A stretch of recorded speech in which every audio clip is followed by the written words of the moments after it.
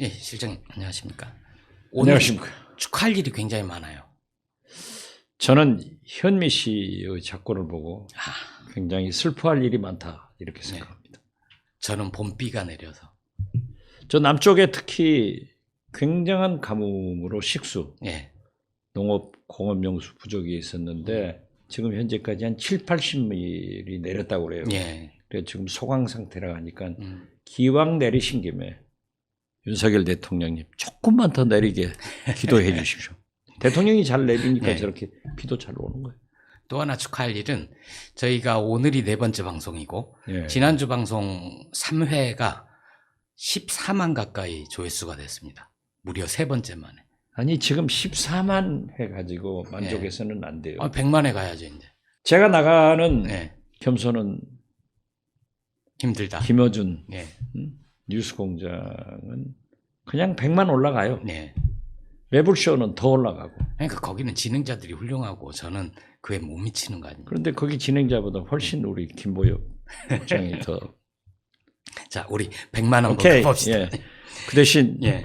꼭 부탁합니다. 좋아요, 구독. 그래서 우리 지금 누르세요. 예. 지난주에 이제 10만 돌파 기념으로 남산 한옥마을 꽃놀이도 갔었잖아요.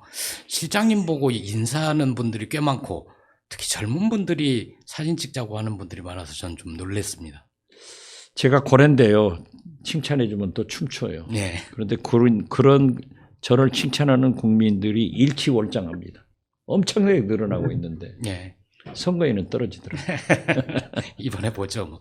그리고 남산 강김에 옛 중앙정보부 건물, 중정 건물도 예. 우리 봤잖아요. 그때 그래도 정보원장을 하셨으니까 느낌이 좀 남다르셨을 것 같은데. 제가 그때 얘기했잖아요. 예. 여기 있을 때 내가 중앙정보부장을 해 먹었어야지. 왜 이렇게 개혁해버린 국정원장을 했는가 하고 후회했는데 예. 참 거기를 가서 보니까 얼마나 현재의 국정원을 개혁한 문재인 대통령이나 박지원 국정원장이 저는 역사에 남을 것 같아요. 예. 그러시길. 그 남산의 부장들, 예. 김충식 예. 가천대학 부총장이 쓴 책을 보더라도 동아일보 기자 출신. 그렇죠. 동아일보 기자였죠. 그 남산에 안기부가 있을 때, 정보부가 있을 때 얼마나 많은 나쁜 일이 있었어요. 그렇지만은 문재인 정부 국정원은 진짜 산업 스파이, 테러 있는 간첩도 우리는 잡았습니다. 그런데 요즘 윤석열 정부에서 갑자기 간첩 잡으면서 문재인 정부 때는 간첩 안 잡았다. 천만의 말이에요. 제가 잡았습니다. 요새는 없는 간첩도 만든다 뭐 이런 얘기도 있고. 그래서는 안 되죠. 예. 그러한 과거로 돌아가면은 엄청난 국민적 저항이 있을 것이다. 저는 제가 구체적으로 말씀은 못하지만은 지금도 일부 시행령 내규로 국내 정보 관계를 하고 있다는 그런 풍문이 있지만은 예. 저는 사실이 아니기를 바라고 절대 과거로 돌아가는 국정원이 돼서는 안 된다. 그 대신 사이버, 산업 스파이, 테러, 간첩 잡는 그런 훌륭한 국정원이 돼야 된다. 이렇게 말씀드립니다. 오늘 주제로 이제 얘기를 해볼 텐데 시즌 2부터 새롭게 선보이는 코너 있지 않습니까? 2주의 짤. 이번 주는 정말 경쟁률이 치열했습니다. 선정한 거는 바로 윤석열 대통령. 예. 대구 서문시장이에요? 예, 서문시장 방문한 이야기인데 이 얘기는 좀 뒤로 하고 왜 경쟁이 치열했냐? 보니까 후보군이 너무 넘쳐요. 홍준표, 정광훈 목사, 네. 그리고 밥 한 공기 다 먹기 위원회 위원장 조수진, 또 한 달 징계 먹은 김재원, 불났는데 골프 친 김진태, 술 먹은 김영환, 이분들을 다 놓고도 그래도 대통령이니까 중요한 분을 2주의 짤 후보로 모셨는데 각각 하고 싶은 말씀이 많으시죠? 누구부터 할까요? 윤석열 대통령은 양곡법 거부권 행사를 했더라고요. 예. 그래서 지난 대통령 선거 때부터 이재명, 윤석열, 이재명이 엄청나게 대결을 했잖아요. 결국 대통령이 됐는데 지금 그 양곡법이 이재명 1호 법안이고 예. 거부권 행사를 윤석열 대통령 1호 거부권이라고 또 이렇게 대립각을 세우더라고요. 보수 대통령이 예. 안보를 강조하면서 지금 남북 간의 강대강으로 첨예하게 대립하고 있는데 쌀은 우리의 주식이면서 식량 안보가 1호입니다. 예.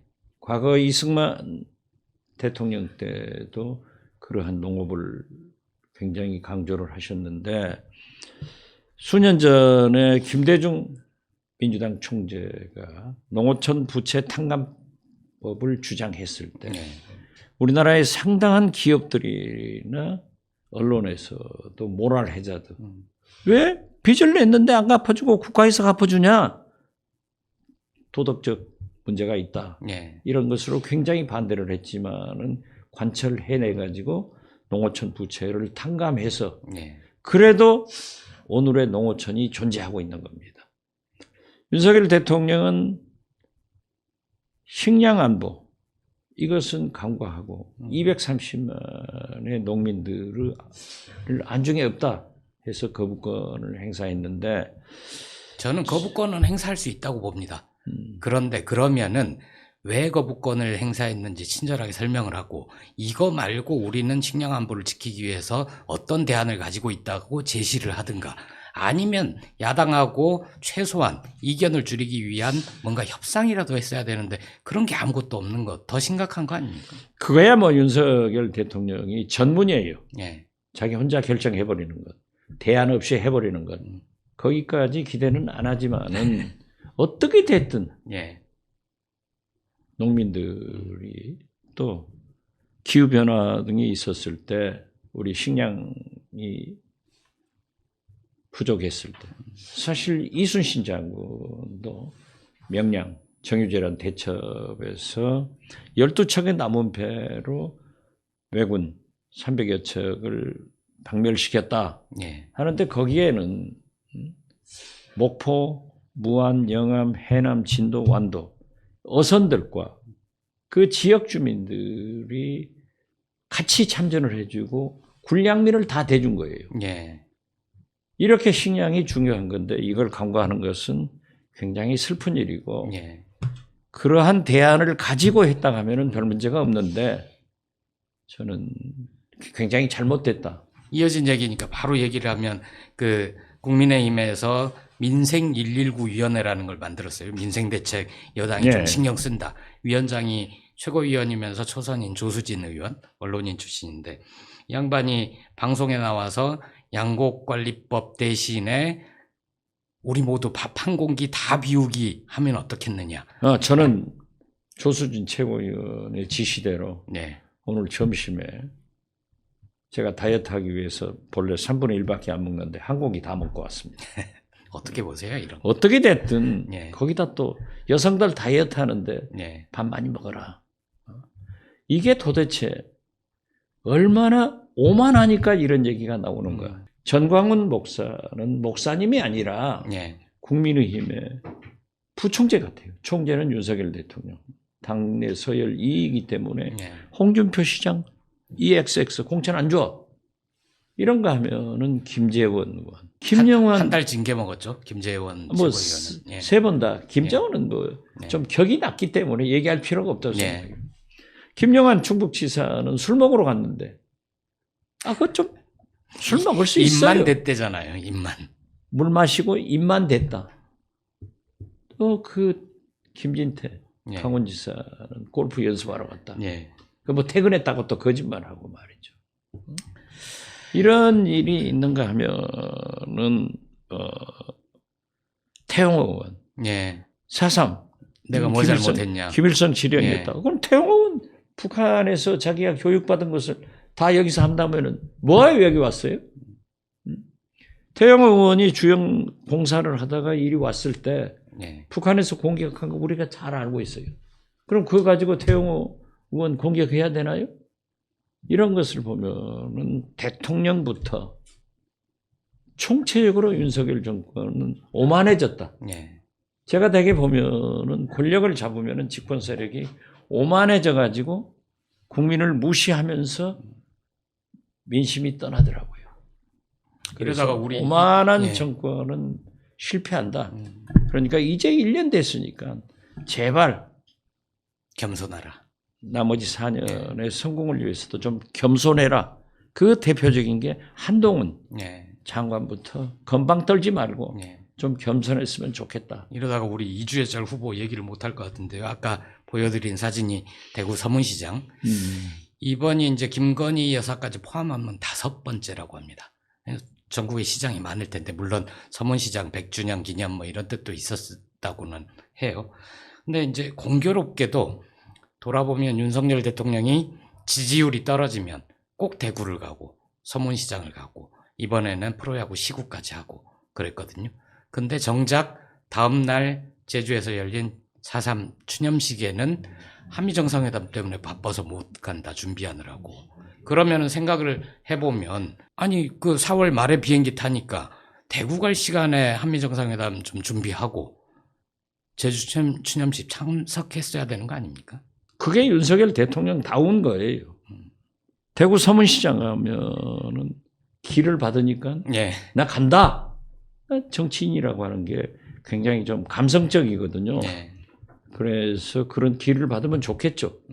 그렇지만은 보통 정치인도 아니고 대통령이면은 소외계층도 찾아가고 예. 자기를 싫어하는 그곳에 가서도 국민 통합을 이루는 정치를 해야 되는데 서문시장만 가니까 그 밑에 있는 부산 자갈치 시장에서도 진보의 심장이라는 광주의 양동시장에서도 왜 우리는 한 번도 안 오냐 예. 하는 거 아니에요? 예.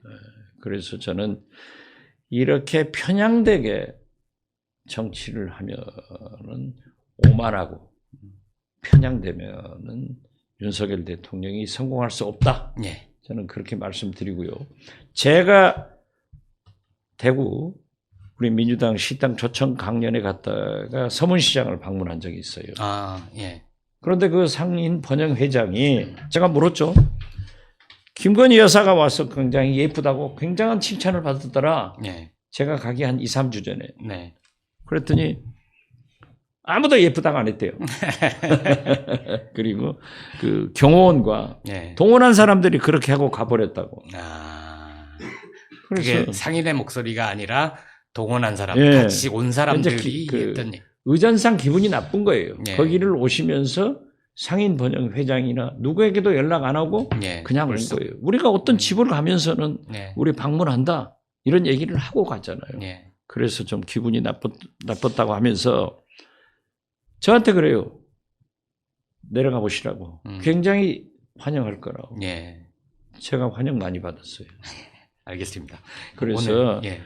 저는 대통령이면은 대통령 부인이면은 가고 싶은 것만 칭찬받는 것만 찾아가지 말고 가고 싶지 않더라도 좀 배쳐가는 곳이라도 예. 소외계층을 찾아가서 따뜻하게 품어주는 그런 좋은 대통령이 되셨으면 좋겠다 하는 희망을 말씀드리는 겁니다. 한겨레 박찬수 대기자는 윤석열 대통령이 그러는 걸 보면서 지지율만 떨어지면 이제 자기 좋아하는 지역만 가는 걸 보면서 나르시시즘이다 이렇게 분석을 했었죠. 어제 칼럼이었던 예, 거예요. 예. 알겠습니다. 오늘 이제 본론을 좀 들어가 보겠습니다. 못 풀기는 이 정도로 하고 공교롭게도 저희가 시즌 2 들어와서 계속 외교안보 이슈만 다루게 됐습니다. 그 한일 정상회담에서 사고를 치고 또 한미 정상회담에서 사고를 칠 것 같은 와중에 외교안보 라인을 전격 교체를 해버리고 도대체 무슨 일인가 이렇게 분석을 해봤고요. 그러면서 간간히 다루기는 했지만 오늘은 위기의 남북 관계를 주제로 좀 얘기를 해보려고 합니다. 김대중 정부 노무현 정부에서 통일부 장관을 지내셨던 정세현 장관님 모셨습니다. 어서 오세요. 어서 오십시오. 무슨 대종상 나무 주연상 받은 사람처럼 입장을 해. 누구요? 아니 대종상 네. 나무 주연상 받는 사람처럼 입장을 하시냐고요. 사실은 제가 첫 해 대학을 떨어지고 네. 속이 상해서 이게 때려치고 충무로로 갈까 그런 생각을 했어요. 충무로가 그때 그 영화사들이 많은 데입니다. 배우를 하시려고. 그렇지. 왜 이제 그 맨발의 청춘 그 영화를 보고 예. 나도 저런 걸 한번 해볼까 그런 생각으로. 근데 인물이 신성일 만큼 되질 않아가지고 안 되겠어. 가면은 그 밑에 그 저기 심부름꾼이나 될 것 같아서 그만뒀는데 한때 그런 꿈을 꿨기 때문에 예. 대종상 받을 때 그 치우는 그 모션 같은 것은 조금 할 줄 알아요. 지금 그때 만약 배우가 됐다가면은 카지노로 네. 최무식 부하 정도는 됐을 것 같아. 그거 안 봤죠? 카지노. 봤어요. 봤는데 최민식이 하는 것은 목소리를 너무 꾸며서 하는 목소리고 예. 우리는 그냥 나가기 때문에 최민식이가 제일 밑으로 오게 돼 있지. 자, 본론으로 자, 들어가겠습니다. 올라가십시오. 막. 예. 장관님 시즌 1에 한번 출연하신 적이 있고, 그쵸? 어디? 여기 박지원의 식탁 시즌 1에 한번 나오신 적 있고, 시즌 2 시작하고도 한 편도 안 빼놓고 다 보셨다고요. 애청자시. 예. 예. 아, 그래서 내가 바로 전화했던 거 아니에요. 예. 그 헤어스타일이 좋아졌다고 옛날에 비해서. 그 배우를 지망했기 때문에 네. 그 내용은 보시지 않고 헤어스타일만 봤다 이거지. 아, 그럼요. 네. 저렇게 한심한 분이 아니, 나와서 장관님이 좀 문제가 있을 것 같아. 웬만하면 타이를 매라 그 말씀도 해주셔서 제가 오늘 넥타이를 좀 했습니다. 저기 두 분 다 남북관계 전문가시니까 오늘 방송이 아주 알찰 것 같은데요. 지난주였죠. 3월 28일 그 저는 좀 살벌해진 남북관계를 상징하는 날이었다 이렇게 생각을 하는데 북은 핵탄두를 공개를 했고요. 윤 대통령은 국무회의에서 북이 핵 개발을 하면 단 1원도 못 준다 이런 표현을 썼어요. 저는 이 얘기 듣고 궁금해졌는데 혹시 윤석열 정부 들어서 북에 밥 한 공기나 쌀 한 톨이나 준 적이 있나요? 우선 핵을 개발하면 한 데는 1원도 안 주겠다는 단 1원도 안 주겠다는 얘기를 하는 거 보고 뭔가 좀 북한 내부 사정을 몰라도 너무 모른다는 생각을 저는 했습니다. 예. 근데 분명히 말씀드리지만 제가 이제 70년대 중반부터 북한 연구를 했고 통일부에서 오랫동안 일선에서 일을 하는 과정에서 북한 경제의 특성에 대해서는 자신 있게 말씀드릴 수 있는 게 있습니다. 뭐냐면 내각에는 인민경제를 다루는 부서가 많아요. 예. 군수경제는 내각에 없습니다. 당에 있습니다. 당에 있는 군수담당 비서가 군수공업위원회를 운영하면서 거기서 미사일도 만들고 뭐 그 바느질도 하고 그 바느질 솜씨가 좋잖아요. 북한이. 예. 그렇죠. 특히 자수 같은 것은 그렇죠. 세계적이죠. 수도 잘 놓고 하여튼 손재주가 다 북이나 남이나 좋아요. 그런 군수품 같은 걸 만들어서 팔아가지고 그 돈으로 미사일도 개발하고 핵도 개발하는 그런 경제 체제입니다. 예. 인민경제가 아무리 어려워도 군수경제에서 벌어들이는 돈은 절대로 그 산을 넘어가지 못해요. 예. 이게 지금 스탈린 시절에 소위 그 사회주의 경제를 운영하던 방식입니다. 군수경제와 인민경제의 준별. 예. 그러니까 남쪽에서 간 돈, 뭐 금강산으로 들어간 돈이 뭐 핵이 돼서 돌아왔다나, 그다음에 개성공단으로 들어간 인건비가 무슨 뭐 미사일이 돼서 돌아왔다든지 이런 얘기는 북한 경제 운영에 대해서 아무것도 모르고 하는 얘기고 북쪽 사람들이 들으면 아이고 참, 난 놓고 기억자도 모르는 사람들이라고 그럴 거예요. 근데 예. 1원도 안 준다. 우리가 남쪽에 돈을 줘서 핵을 개발했다? 그건 아니에요. 우선 예. 저쪽 그 분명히 말씀드리고 군수경제와 인민경제는 다르다. 또 하나 그 1원도 안 준다. 지난번에는 뭐 자기 장모는 10원도 남에게 피해를 안 끼쳤다고 하더니 덩치는 큰데 그렇게 다리가 작아 째째 그렇게. 사실 그건 그리고 그러니까 당장 그 말 하고 난 뒤에 지금 통일부에서 어저께인가 2억 4천만 원짜리인가 민간 차원의 인도적 지원을 하는 사업에 대한 예. 사업성이 나갔어요. 물론 그건 돈은 아닙니다. 현품이 가지요. 뭐 쌀이나 영양식, 뭐 어린애들 영양식인가요? 이런 것들이 이제 가는 걸로 지금 내용은 그 발표가 됐는데 그게 바로 가나요? 아니면 해외 단체 돌아서 가죠. 거쳐서? 되게 이제 중국을 그렇죠. 통해서. 중국 네. 경유. 예, 예. 중국을 경유. 그전에는 바로 줄 수 있었는데 예. 이제는 바로 받을 수가 없죠. 예.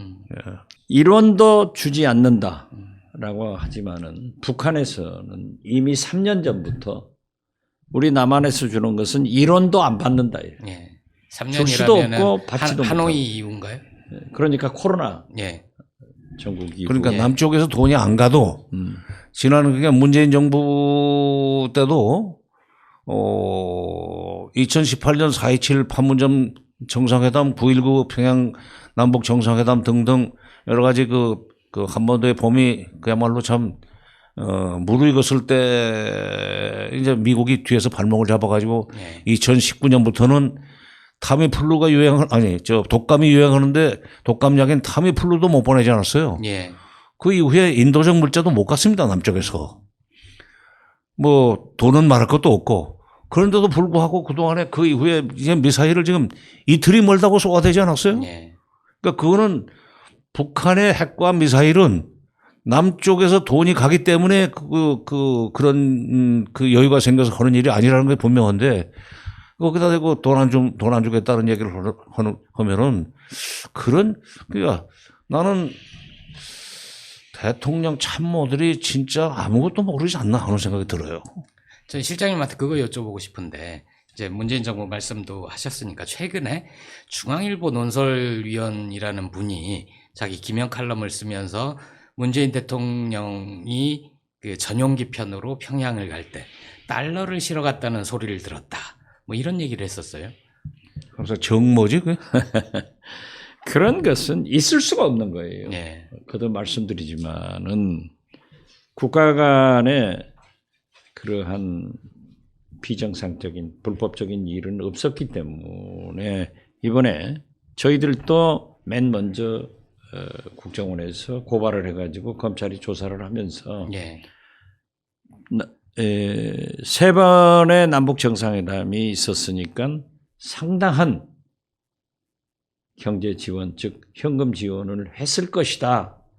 이게 조사의 목적이었어요. 예. 그렇지만 그런 것은 없었기 때문에. 그러니까 윤석열 정부가 들어서자마자 그렇죠. 칼럼하고 상관없이 예, 칼럼하고. 그렇기 때문에 그러한 얘기를 이제 기자들은 듣고 예. 무책임하게 썼는가는 모르지만은 아까 우리 정세현 전 장관께서 말씀하신 대로 군수 경제에 의거해서 모든 것이 장악되기 때문에 우리가 그전에는 직접 거래를 했던 꽃게도 예. 인천항에 북한 그 어부들이 잡는 게 아니라 그 꽃게를 잡는 것도 북한 해군들입니다. 아. 그래서 인천항으로 들어와가지고 우리가 많이 사 먹고 했는데 예. 지금은 이제 그게 중국을 통해서 예. 우리가 수입되고 있죠. 단돈 1원도 안 보내겠다 하는 것은 윤석열 대통령이 말은 맞는 말이에요. 예. 그런데 북한도 1원도 안 받는다. 그런 거고 지금 북한의 정보가 예. 대통령께서 저런 말씀을 하실 정도로 어두워졌는가 모르는 거 아니에요? 아니 우선 첫째 그 참모들이 얘기를 안 들으려고 그런다면서요. 예. 예. 저는 그렇게 봐요. 그러니까 보고하려고 하면 대통령이 막 말씀을 많이 하신다고 그러더라고요. 아니 그러니까 예. 북한에 대해서는 실시간으로 그 정보를 입수를 해도 대책을 세울 때 모자란 부분이 많은데 예. 북한에 대해서 우선 일단 자기 머릿속에 그려진 그림이 있을 거예요. 어느 시절에 그것이 머릿속에 들어가서 지금까지 고정불변으로 고착되어 있는지 그건 모르겠는데 머릿속에 지금 윤석열 대통령이 그린 북한의 모습이 있을 겁니다. 예. 그것을 기준으로 해서 지금 얘기를 하는 것 같아요. 근데 제가 70년대 중반에 통일원에 들어가서 쭉 지금까지 북한을 연구하고 있지만 70년대 북한 다르고 80년대 북한 다릅니다. 예. 남북 대화에서도 완전히 태도가 달랐어요. 또 90년대 북한하고 80년대 북한하고 또 다릅니다. 예. 2000년 남북 6.15 정상회담 이후에 북한하고 지금의 북한이 또 달라요. 근데 우리나라에 많은 이런 말 전문가라고 하는 분들이 저희 선배를 포함해서 통일부에 또는 중앙정보부 출신까지 포함해서 자기가 한참 활동하던 시절의 북한의 모습이 지금도 평양에 있다고 생각하고 얘기들을 해요. 업데이트가 안 되는 거군요. 그럼 그러니까 저도 국정원장을 하면서도 그렇고 지금도 하는 얘기가 예. 특히 미국 분들한테 또 우리 한국 보수적인 분들한테 김정일, 김일성 시대의 북한만 얘기를 한단 말이에요. 예. 그런데 김정은 집권 10년에 변화된 그 북한의 실체를 보고 얘기를 해야지 왜 과거에 북한만 가지고 얘기를 하느냐. 사실 2000년 6.15 남북 정상회담 후 우리가 볼 때는 북한이 개혁 개방에 굉장히 미진했다라고 하지만은 북한 그 사회 구조로 보면은 엄청난 개혁 개방이 이루어진 거예요. 예. 2000년 6.15 남북 정상회담 후 김정일은 사실상 기본적인 자본주의 시장 경제가 시작됐어요. 그리고 정보화를 예. 시작했다고요. 핸드폰을 쓰기 시작했잖아요. 그러면서 또 억압으로 통치를 했는데 김정은 10년의 변화는 쉽게 말해서 자기 아버지보다도 더 발전된 자본주의와 시장 경제가 도입됐고 더 많은 정보화가 이루어졌어요. 지금 핸드폰이 한 7, 800만 대가 사용된다고 그래요. 예. 그러면 북한이 겨우 2200만 정도의 인구인데 7, 800만 대가 사용된다고 하면은 한 4분의 1. 엄청난 숫자죠. 예. 그게 주로 평양에서 사용되고 있기 때문에 정보가 흐르는 거예요. 예. 그렇기 때문에 하나의 변화를 보면은 김정일 시대만 하더라도 남북 간에 무슨 이벤트가 있으면은 바로 예. 공개를 하지 않고 또 필요에 의해서 공개할 때도 있지만은 안 해요. 김정은 시대에 와서는 정보가 흐르니까 무슨 이벤트나 자기들의 행사도 당일 예. 혹은 그 다음날 녹화를 해서 편집해서 다 발표를 하잖아요. 예. 이렇게 달라진 것을 생각하지 않고 특히 미국도 김정일, 김일성 때의 북한, 즉 변화된 김정은의 10년을 인정하지 않는 데서 시각의 차이가 있다. 저는 예. 그렇게 봅니다. 장관님 어렵게 모셨으니까 그 여쭤보고 싶은데 최근에 김정은 위원장이 시찰을 하면서 미사일 핵탄두를 공개하지 않았습니까? 그 좀 작아 보이던데 그건 어떤 의미로 봐야 되는 근데 예. 지금 핵탄두의 소형화, 경량화를 위해서 그동안에 지금 미국에서도 분석하기를 7차 핵실험이 끝나야 핵탄두가 소형화, 경량화 될 것이다라고 얘기를 했었어요. 예. 그런데 그 7차 핵실험을 위한 그 갱도 복구 작업을 이미 2022년 3월 5일 날 시작을 했다고 그렇죠. 그때 예. 원장 시절 말씀하셨죠. 3월 5일 날 시작해서 2달 원장 정도 시대 얘기한 것을 지금 얘기하면 저는 또 고발당합니다. 이 하지 마세요. 대목은 편집하겠습니다. 예. 아니야. 그때 아니, 그때 괜찮아요. 신문에 다 상관없습니다. 났으니까. 예. 내가 소위 직무상 취득한 비밀을 이제 폭로하는 게 아니에요. 예. 그건 다 천하가 다 아는 건데 3월 5일 날 그건 위성으로 미국에서도 확인을 해가지고 다 신문에 났던 건데 그로부터 2달이면은 갱도 공사가 끝나고 아마 5, 6월 중에 날씨가 좋으면 하지 않겠나 하는 전망을 했었는데 벌써 지금 1년이 넘게 안 오고 있어요. 예. 1년 가까이 안 오고 있는데 못 오고 있는데 때를 기다리는 것 같아요.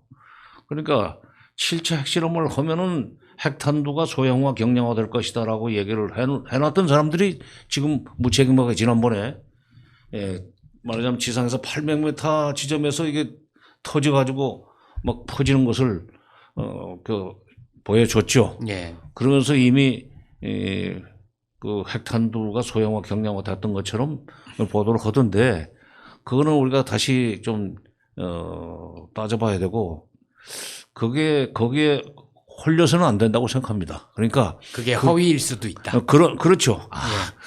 그 사람들이 그야말로 삼국지에 나오는 허허실실 허장성세가 굉장히 많습니다. 예.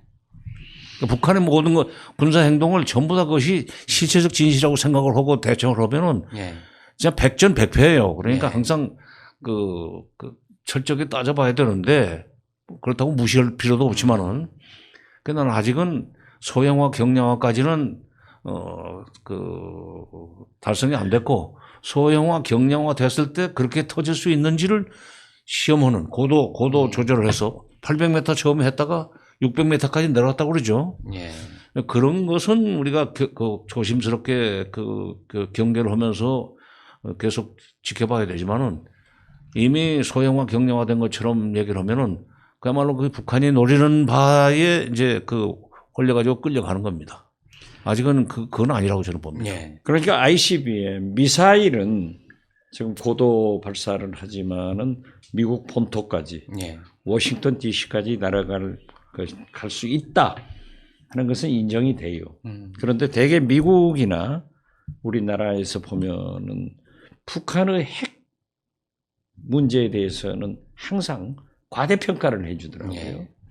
지금 북한의 핵이 소형 경량화 돼야만이 ICBM 미사일에 탑재를 해서 미국 본토 공격이 가능하다 하는 거예요. 그런데 7, 8년 전에 북한에서 소형 경량화 됐다. 예. 이렇게 발표를 하니까 미국 정보 당국에서는 안 됐다라고 했는데 당시 국방장관이 미 상하원 의원들에게 편지를 보냈어요. 소형 경량화 됐다. 예. 이렇게 했는데 아직까지 그게 실험이 안 됐고 지금 정세현 장관이 말씀하신 대로 그렇게 하기 위해서는 소형 경량화된 핵 실험을 해봐야 돼요. 그럼 그게 지금까지 이제 7차 핵실험 7차 핵실험 여부를 좀 봐야 그렇죠. 좀 더 그리고 명확하게 알 수 이번에 있는. 갱도가 복구됐다는 게 그게 소형 경량화 핵실험용 갱도가 이번에 복구된 거니까 예. 사실 거기에서 해봐야 되는데 어떻게 됐든 이번에 북한에서 그걸 자기들 얘기로 직경 50mm까지 됐다. 예. 이것은 깜짝 놀랄 핵무기가 된 거예요. 그러나 아직도 한미 정보당국에서 그러한 사실만 발표대로만 얘기를 했지 예. 그 재원을 분석해서 사실 여부는 확인하지 못하고 있더라고요. 그래서 우리는 북한의 그러한 발표를 믿어서도 안 되고 또 그런다고 너무 과소평가해서도 안 되고 이런 것이 있기 때문에 그렇죠. 양면이 있어요. 예.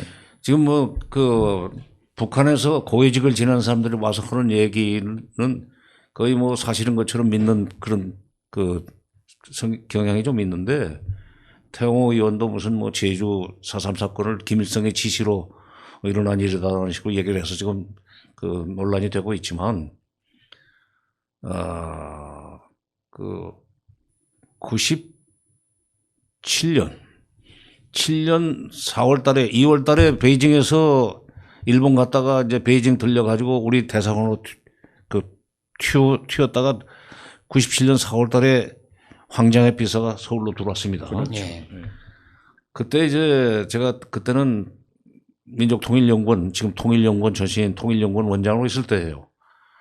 권영애 안기부장실에서 연락이 왔어요. 예. 와서 차나 한잔 하라고. 그러니까 이제 갔죠. 갔더니 내곡동으로 갔어요.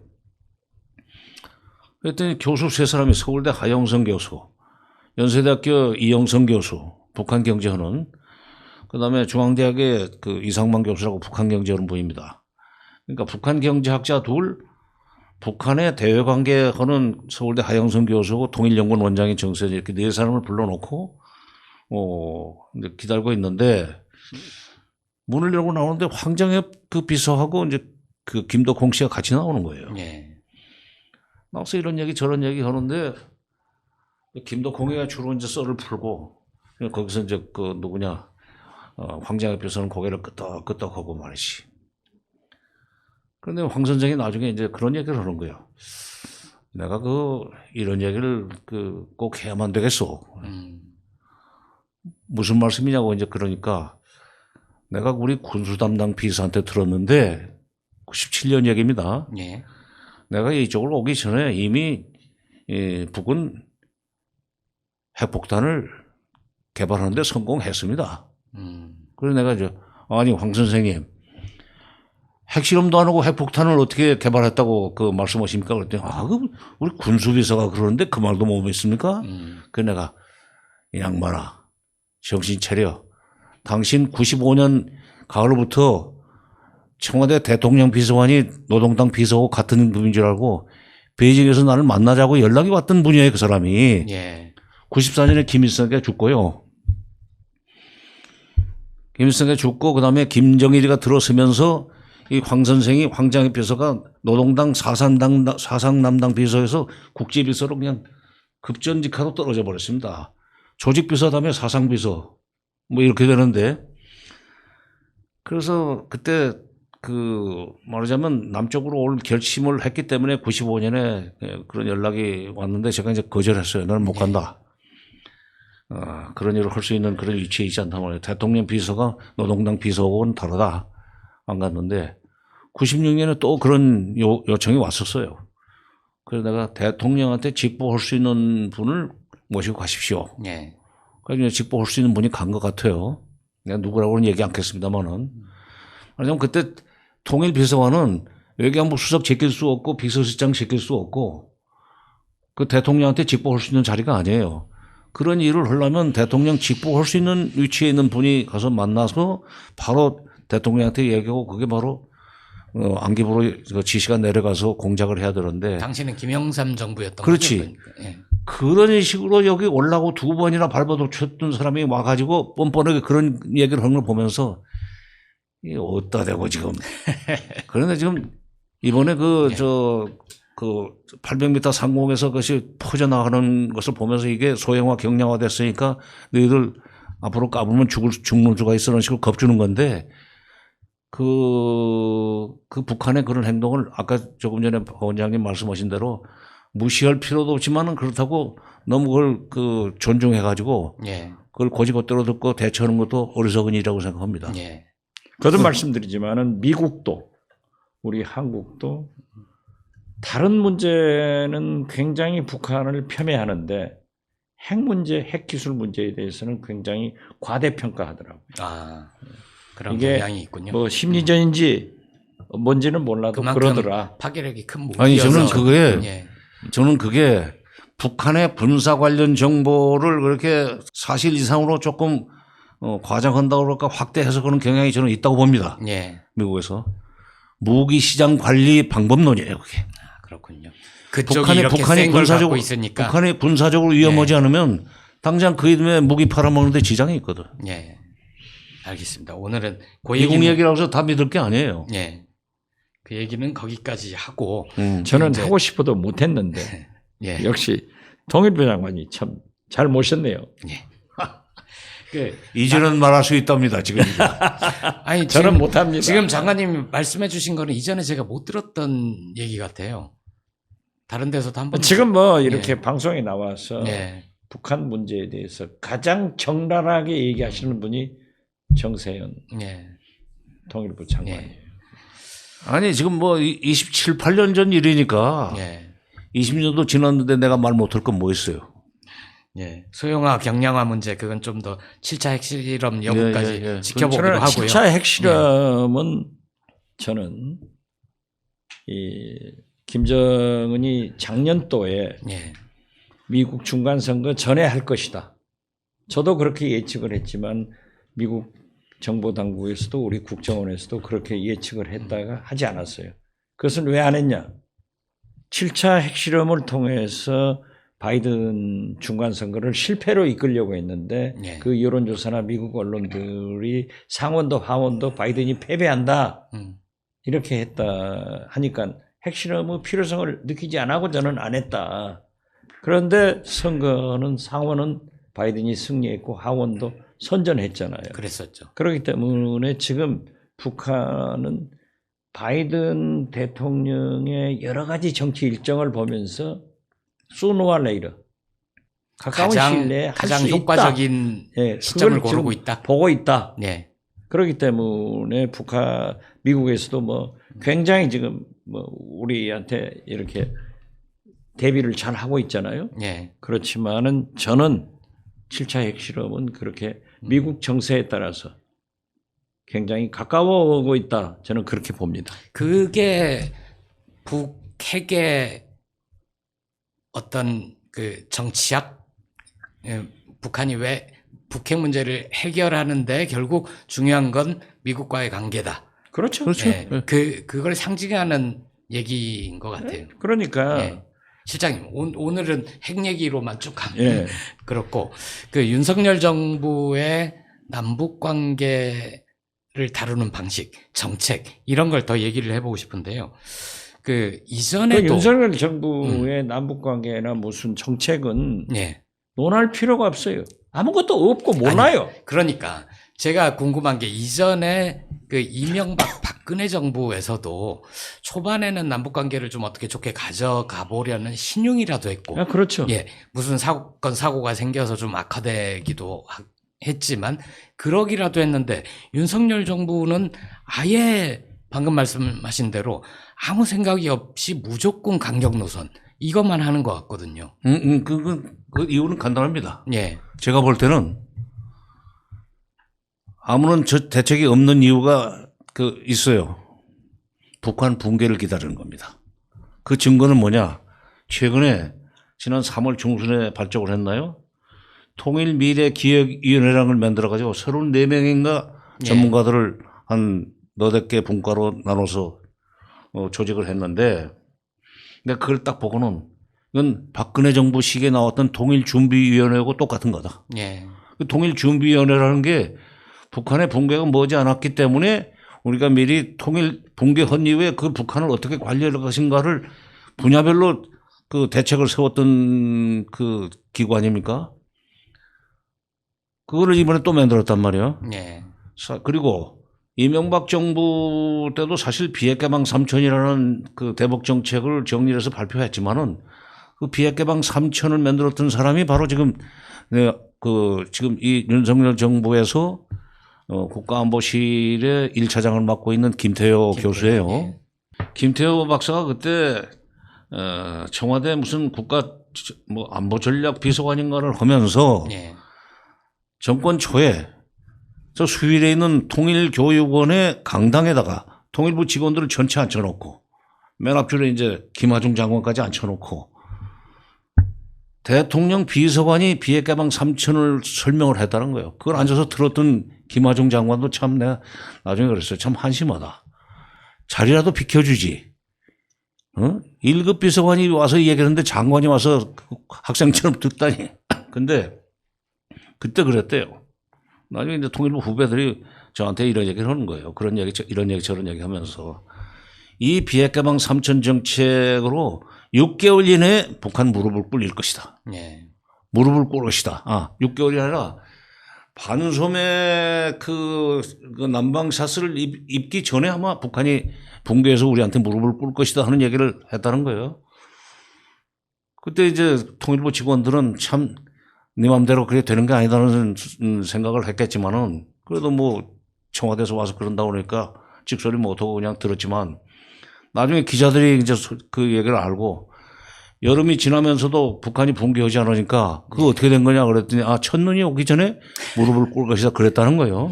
뭐 기우제 지내는 겁니까? 몰라. 예, 근데 그런 발상을 해가지고 나중에 문재인 이명박 정부 때는 이제 통일 비용을 또 계산을 했었어요. 그리고 또 예. 통일 비용을 준비하기 위해서 정부 예산만 가지고 안 되니까 또 민간 차원에서 돈을 모아야 된다고 해서 통일 항아리를 만들고 난리를 쳤었는데 그러니까 이명박 정부나 박근혜 정부가 다 이 북한 붕괴론자들이 대통령 주변에 있었습니다. 예, 다시 지금 붕괴론자가 지금 대통령 주변에 가가지고 대북 정책을 추진하면서 아무것도 안 하는 이유는 간단해요. 계속 이렇게 군사적으로 미국의 힘을 빌려가지고 군사적으로 압박하면은 거기에 대응하느라고 말하자면 북한이 가지고 있는 무기라든지 경제력을 다 탕진하고 나면 붕괴할 것이다. 예전에 미국 소련 간 군비 경쟁 당시에 소련이 결국 못 쫓아가고 붕괴한 그렇지. 것처럼. 그러니까 레이간이 걸었던 SDI에 처음에 소련이 끌려왔다가 예, 그냥 감당 못하고 고르바초프 때 그 아버지 부시 앞에서 손을 들었던 거 아니에요. 그것이 다시 일어나리라고 믿고 있는 사람들이 지금 대통령 주변에 있기 남북 간에 때문에 그런 게 일어날 것이다. 구체적인 무슨 로드맵이고 액션 플랜이고 필요 없다고 지금 보는 거예요. 예. 곧 붕괴할 테니까. 예. 난 그 통일 미래 기획위원회가 나오는 걸 보고 아, 이 사람들도 윤석열 대통령도 북한 붕괴로 이미 빠졌구나. 그러니까 대북 정책이 없는 이유는 붕괴가 임박했다고 믿기 때문이라고 나는 봅니다. 근데 그건 그야말로 이루어질 수 없는 꿈입니다. 간단치 않아요. 북한 붕괴 요인이 있습니다. 예. 그러나 체제 지탱 요인도 만만치 않게 강해요. 북한 붕괴로는 역사가 십수년 된 거 아닙니까? 십몇 년? 이명박 정부 때. 더 돼요. 예. 내가 지금 대통령으로 모셨던 분이지만은 김영삼 대통령도 사실은 북한 붕괴를 기다렸어요. 예. 김일성이 전 대통령은 그래도 김일성 주석하고 정상회담을 하려고 노력이라도 알겠어요. 했었어요. 그러니까 정상회담을 준비했다가 김일성 주석이 사망하고 이제 그 이후에 어려워지지 않았어요. 예. 김일성 주석이 사망하고 나니까 북한 붕괴가 머지않았다는 말씀을 여러 번 하셨다고. 그래서 내가 한 번은 이제 우리 당시 수석한테 외교안보 수석이 그때 유종학 수석 시절인데 수석님 그때는 대통령 각하라고 부를 때입니다. 예. 각하께서 자꾸 북한 붕괴는 말씀하시는데 그 북한 붕괴 쉽지 않습니다. 일어나지 않습니다. 그랬더니 근데 외교관들은 또 상대방을 또 유라고 잘 하잖아요. 유가 뭘 알아. 그래서 아니요. 제가 70년대 중반부터 북한 공부를 한 사람인데 아이고 책 몇 권 읽고 자료 몇 권 읽어가지고 그런 소리 하지 마. 각하는 지금 고급 정보를 가지고 판단하시는 거야. 예. 그러니까 통일원에다 얘기해서 붕괴 시 대비책이나 세우라고 그래. 그래서 아 참. 하여튼 붕괴 요인도 있지만 지탱 요인이 있습니다. 지탱 요인? 우리가 붕괴하기를 바라는 이유가 지금 독재 정권이고 세습이고 이런 세습 하려고 그러고 이런 것 때문에 지금 붕괴한다고 지금 믿고 싶지만 바로 그것 때문에 북한 체제가 지탱이 되는 겁니다. 경제 어렵다고 체제 붕괴되는 건 아닙니다. 그런 얘기를 했는데 소용없대. 그래서 이제 다시 이제 당시 비서실장인 박관영 실장을 찾아갔어요. 개인적으로 가깝기 때문에 실장님 각하가 자꾸 그런 말씀 하시는데 그거 좀 말려주십시오. 그랬더니 거기도 마찬가지예요. 예. 그분도 각하께서 다 고급 정보를 가지고 미국에서도 그런 식으로 생각을 하고 있기 때문에 각각 그런 말씀 하시니까 붕괴 시 대비책이나 세우라고 그래 통일원에다. 그 이제 더 이상 할 말이 없었는데 바로 붕괴론이 또 그게 어디냐면 미제입니다. 미제. 예. 메이드 인 USA라는 뜻이죠. 메이드 인 USA 맞아요. 예. 네.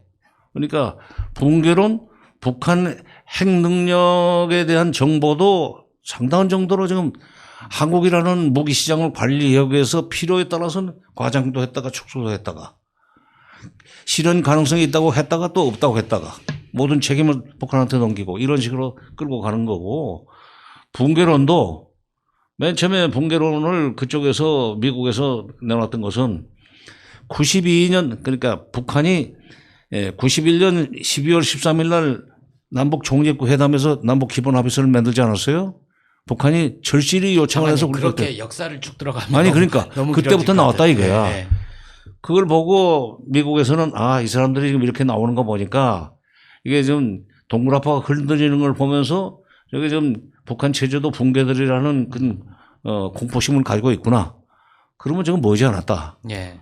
그래가지고 북한은 이제 그 붕괴를 기다리고 있었죠. 예. 미국에서. 시장님 또 아까 그 윤석열 정부에서 대북 정책이란 게 없다 이런 말씀하셨는데 비슷한 견해신 그 건가요? 비슷한 의견이에요. 예. 지금 조금 현실로 딱 내려와서 보면은 북한에서는 가장 위협을 느끼는 게 빈라덴, 세컨맨 이렇게 드론으로 참수시켰잖아요. 예.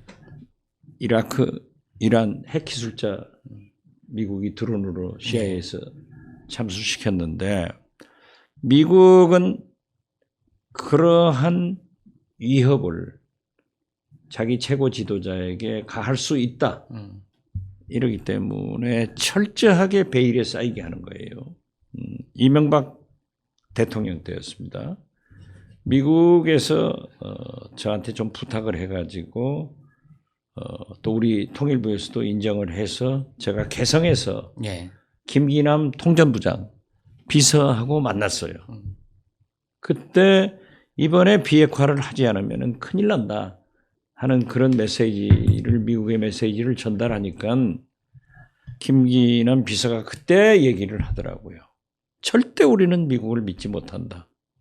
미국은 결국 우리를 참수하려고 한다. 그게 카다피, 예. 후세인에서 나오는 것 아니냐.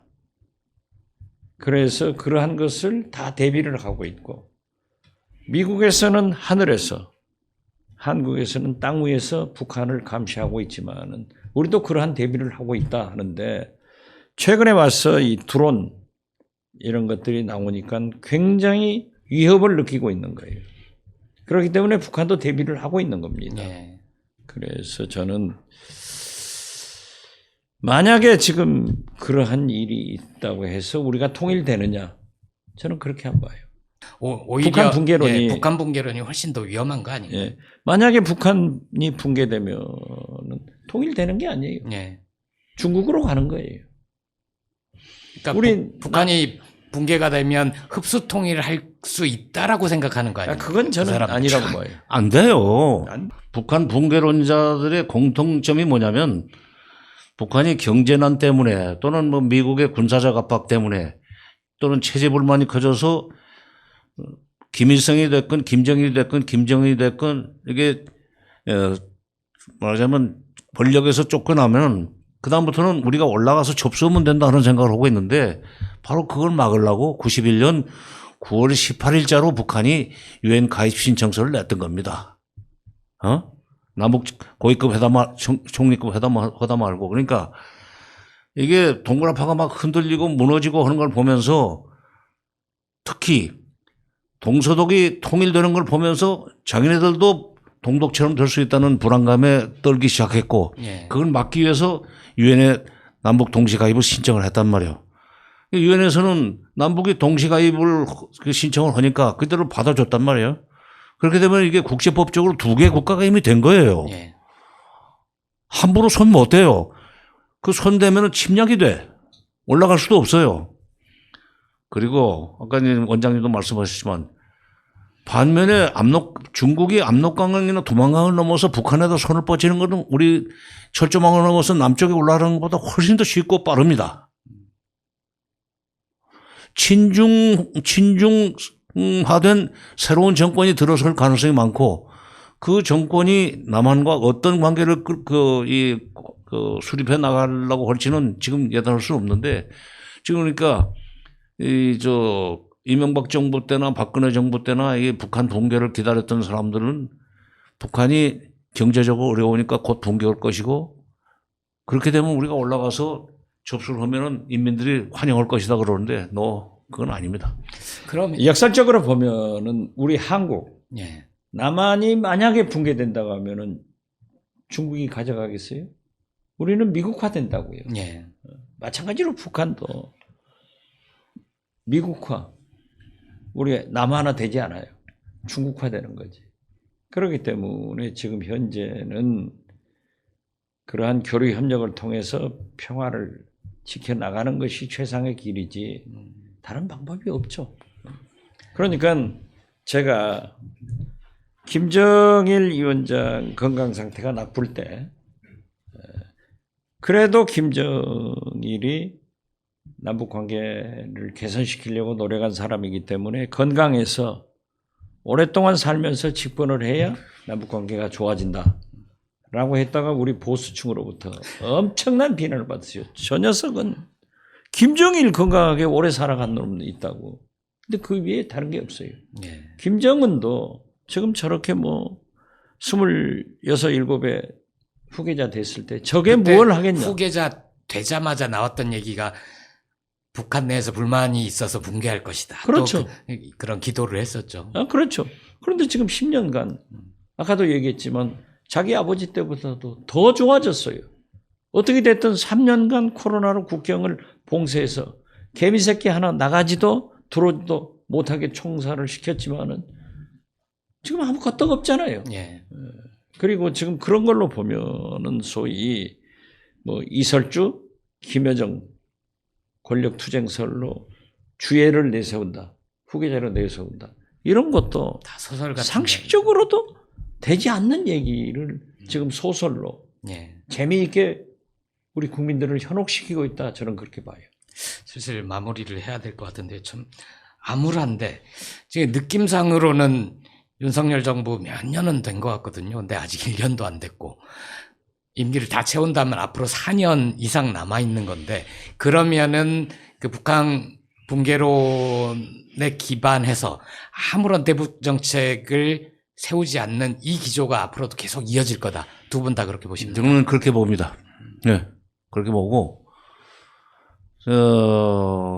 그리고 지금, 이번 이제 4월 달에 또, 워싱턴 한미 정상회담으로 가서 한미 동맹을 또 얼마나 강화시키면서 경제적으로 뭘 얼마나 퍼줄지 그건 모르겠는데, 어쨌건 한미 동맹을 계속 강화해서 북한의 일거수일투족에 대해서 전략 자산이 막 밤에서 뜨고 해가지고 그러다 보면은 저게 북한의 군사력이 소진되고 말 것이다.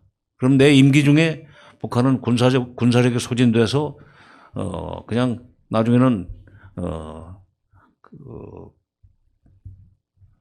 손을 밀어도 쓰러질 수밖에 없는 지경이 될 것이다 하는 그런 지금 환상에 빠져 있는 것 같아요. 예. 그런데 그러다 보니까 앞으로도 지금 대북 정책을 구체적으로 뭐 인도적 지원을 한다는 것은 구두선처럼 말을 하고 있지만 일체 그런 행동은 없을 겁니다. 그리고 지나고 보니까 전두환 정부 시절에 그게 거의 7년이나 갔었지만은 전두환 정부 시절에 남북 관계 뭐 개선 하나도 된 것도 없고 그랬었지만은 저는 그 7년 동안 북한을 미워하고 무슨 뭐 모든 것 북한한테도 뒤집어 씌우는 식으로 정치를 하면서 7년을 지냈는데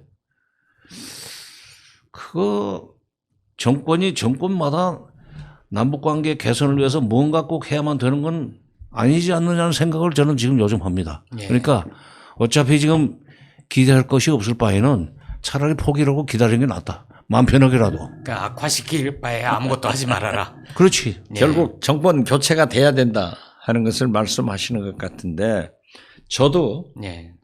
지금 하는 거 보면 아무런 진전이 없을 것 같아요. 그런데 네. 미국은 어떤 경우에도 공짜 점심을 안 주는 나라입니다.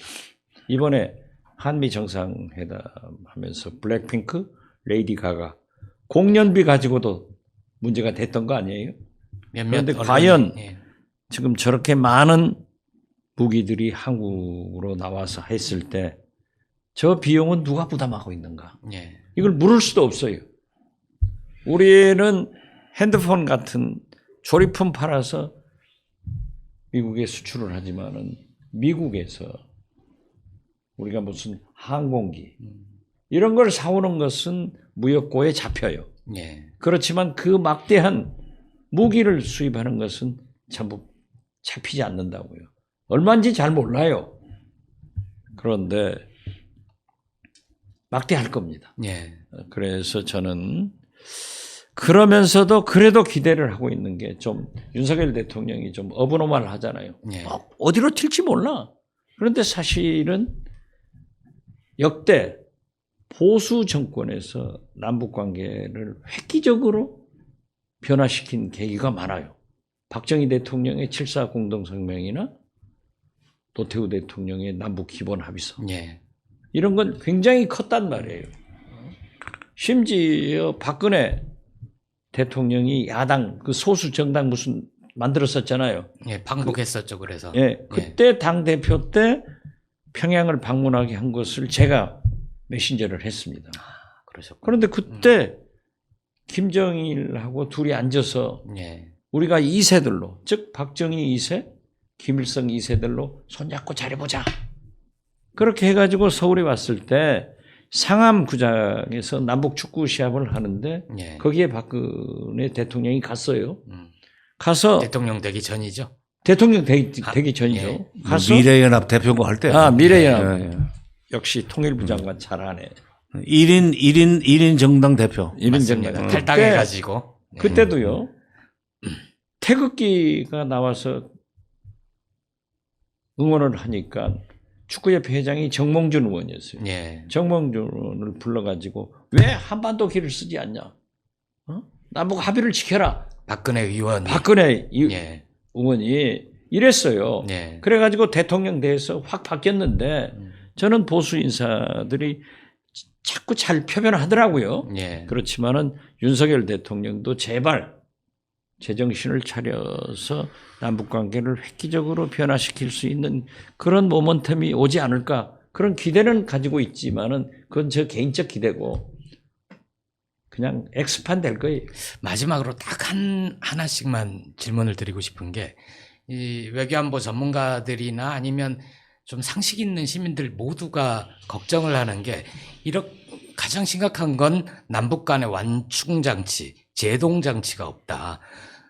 지금 상황은 언제든 전쟁이 벌어져도 이상하지 않은 상황이니까 최소한 우발적 충돌이 전쟁으로 비화되는 것 정도는 막을 만큼 서로 소통 창구는 있어야 되는 거 아니냐. 그런 말씀하는 분들이 많거든요. 어떻게 보십니까?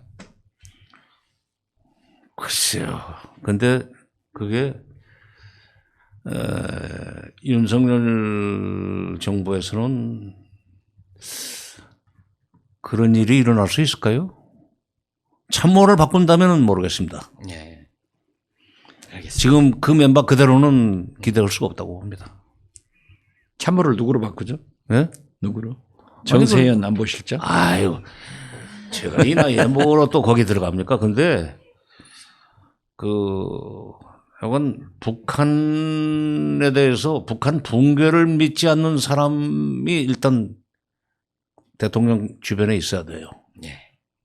그러면은 어떻게든지 말하자면 완충작용을 하든지 완충지대를 만들지 뭐 인도적 지원 문제라도 그 레버리지로 삼아서 전쟁을 막을 수 있는 그런 길을 찾으려고 할 텐데 지금 상태로는 그냥 마주보고 달리는 기찻길이 언제 충돌할지 모르는 그런 상황입니다. 이게 운전사를 바꿔야 돼요. 안보실 실세 김태효를 바꿔야 한다. 내가 구체적으로 이름도 얘기할 생각도 없고 그런데 김태현은 당연히 바꿔야 돼요. 네. 그분은 모든 것을 위해서 바꿔야 돼요. 예. 저는 그 G20 예.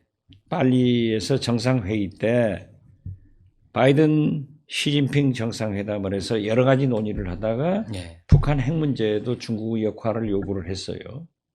그 후 윤석열 대통령도 한중 정상회담을 통해서 그러한 얘기를 했더라고요. 그래가지고 사실 블링컨 미 국무장관이 당시는 왕이 외교부장이었으니까 금년 1월 초에 중국에 가서 그 문제를 논의한다라고 했다가 코로나 때문에 이렇게 늦어졌다가 이제 또 중국 외교부장도 바뀌고 이번에 또 가려다가 그냥 풍선 핵 그 낙하시켜 가지고 이제 악화돼서 못 갔는데요. 저는 이번 윤석열 대통령이 4월 말 한미 정상회담 국빈 방문에 가셔서 바이든 대통령과 중국의 역할을 잘 논의해서 그래도 대화를 할 수 있는 그런 기회를 만들었으면 좋겠다. 그걸 강력히 요구를 하고요. 네. 저는 함에도 불구하고 지금 강대강으로 일촉즉발의 전쟁의 위협이 있지만은 저는 늘 강조를 합니다만은 제 경험상 제가 생각하는 대로 하면은 한반도에 전쟁은 없다. 북한은 미국이 무서워서 못하고 우리 한국은 미국이 못하게 하니까 못한다. 그리고 미국은 북한을 공격하려고 하는데 공격해봐야 원가가 안 나와요. 예. 중동은 공격하면 석유 파다가 다 해먹는데 우크라이나는 전쟁해도 그 곡물이나 자원이 많으니까 하는데 전쟁에 실익이 없다는 말씀. 다 그 원가가 안 나오는 것이에요. 예. 그렇기 때문에 그러한 공격도 없을 것이다. 역시 경영학과 출신은 다르네요. 그러나 국지적 도발은 있을 것이다. 예. 이 도발을 막기 위해서도 윤석열 대통령은 지금도 하트라인이 존재할 겁니다. 잘 움직이지 않는다고 하는데 그래도 유엔사에는 북한과 함께 통화되는 그런 하트라인 선을 가지고 있기 때문에 그 범위 안에서라도 좀 잘 조정을 해 나갔으면 전쟁은 없지 않느냐 네. 이렇게 생각합니다. 가만있어 봐. 중요한 단어가 나왔어요. 하트라인이 지금 살아 있습니까? 유엔사과는 있죠. 군사선은. 아, 그거 무슨 아니 이번에 남북 간의 한 라인은 아니, 없는 거죠. 국정원 네. 라인으로 그렇게 살아 있어야지 유엔사 그거 아니 무슨 그 뭐- 존재 자체는 얘기할 수가 없는 거예요. 제가 국정원장 출신인데 저 고발된지 아시죠? 나 재판 받는다니까. 예. 자기는 안 받으니까 지금 저를 자꾸 거기다 넣으려고 아니 하는데 그러니까 유엔사까지 갈 그것까지 거고. 얘기했다가는 저는 가요. 아니 유엔사까지 갈고 통일부와 관리하는 남북 연락사무소 그거는 예. 전화 걸면 필요하면 받아요. 자, 안 돼요 지금. 아니 글쎄 지금은 안 되는데 나는 하트라인이라고 그래서 국정원장으로 계실 때 그 라인이 지금 살아 있다는 뜻인가 그랬더니 갑자기 또 유엔사 핑계를 대고 도망가십니까? 그런 얘기는 잠깐만요. 지금 하신 말씀은 방송이 나가도 되는 겁니까? 내가 해야죠. 그러니까 네. 그 하트라인을 계속 유지, 소통을 하면은 그래도 남북 간에는 대화가 이루어진다. 네. 저는 그렇게 봐요. 알겠습니다. 좀 예상 시간보다 길어졌는데요. 마주 달리는 기관차 같은 남북 관계 풀려면 북한 붕괴론이란 헛된 꿈에서 깨어나라. 그리고 남북 간에 대화를 할 수 있는 최소한의 장치를 마련하라. 이 두 가지 정도를 두 분의 고견으로 좀 정리를 하겠습니다. 참수 같은 얘기도 하지 마라. 네. 오늘은 이제 윤석열 정부 남북 관계 집중적으로 좀 살펴봤는데요. 두 분의 조언을 들을지 안 들을지 참 좀 걱정이 됩니다. 사람이 갈리기 전에는 최소한 윤석열 대통령의 귀를 붙잡고 있는 그 사람이 바뀌기 전에는 아무것도 변하지 않을 것 같은데요. 시즌 2 시작하고 나서 저희가 신장 개업 이벤트 계속 해왔습니다. 지난주 메디치 101장 주제는 내가 만일 김상한이라면, 이게 갑자기 경질된 분이죠. 그런 101장 주제를 내드렸는데 안타깝게도 응모작이 없었습니다. 그래서 댓글 가운데 김성한 되고 싶은 사람이 아무도 없지 뭐. 댓글 가운데 세 분을 골라봤는데요. 먼저 김주현님, 윤 대통령과 한동훈 장관한테 아마 하신 말씀 같아요. 국민을 우습게 하는 정권은 망합니다. 이렇게 예언을 해주셨고요. 그리고 한미정상회담 관련해서 그 실장님이나 김준영 이사장님 예측이 틀리기를 바란다 이렇게 얘기를 하면서 경제 관련 한국의 이익을 지키고 우크라이나에 살상무기 지원하는 일도 없기를 바란다. 그드님이 이런 댓글 남겨주셨습니다. 또 한 분은 실장님한테 조언을 했는데요. 가끔씩 실장님이 백성이라는 표현을 쓰시나 봐요. 저는 잘 몰랐는데 백성은 통치의 대상이다. 주권자는 시민으로 표현하는 게 맞으니까 앞으로 백성 대신 시민을 써달라. 야수님 이용자께서 의견 주셨고요. 탁현면 작가의 신간 프레지던트 보내드릴 테니까 이 안내에 따라서 답변 남겨주십시오. 이번 주에도 슈퍼챗을 보내주신 분이 있습니다. 마도로스 킴 님이 감사합니다라는 댓글과 함께 10,000원 보내주셨어요. 제가 아는 분 같은데 지난번에도 말씀드렸듯이 저희가 이게 그 망외소득 기대하지 않았던 수입이라서 일단은 모아놓고 좋은 데 쓰는 방안을 찾아보겠습니다.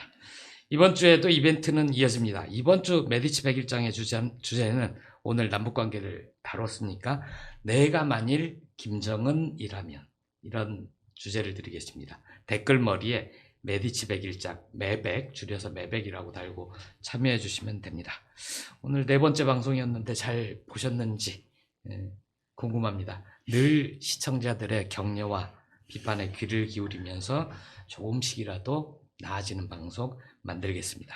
겸손한 박지원의 식탁 다음 주에 돌아오겠습니다. 고맙습니다. 댓글 좋아요. 그거 아까 썼다. 안 했다. 예. 지금이라도 넣으세요. 네. 구독, 좋아요. 여러분의 사랑입니다. 꼭 부탁합니다.